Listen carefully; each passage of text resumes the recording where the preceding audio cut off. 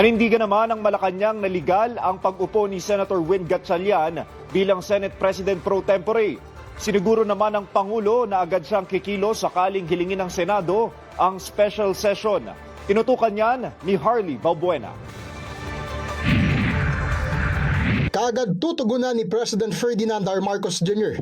kung formal na ihiling ng special session ang Senado. Ito ay matapos sabihin ni Acting Senate President Sherwin Gatchalian na pinag-aaralan na ang posibleng special session para matalakay ang mahalagang panukalang batas at appointments na natenga dahil sa gulo sa Senado. Pero nanindigan ng palasyo na ang tanging kikilalanin nila ay ang bagong liderato ng Senado sa ilalim ni Senate President pro tempore Win Gatchalian. Kasi kung marami maaantala dahil sa mga nangyayaring ganitong kaganapan, hindi po nais ng Pangulo na magkaroon ng pag-antala sa trabaho ng Senado.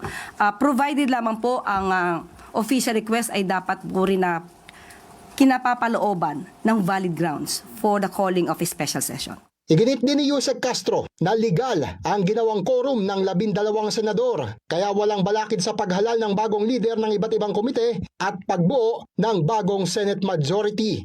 Ito rin ang lumabas sa landmark Supreme Court case na Avellino versus Cuenco. Kaya nang tanungin ng palasyo kung kinikilala pa ba ang iginigiit na liderato ni Senator Alan Peter Cayetano, Kailangan pa bang i-memorize yan?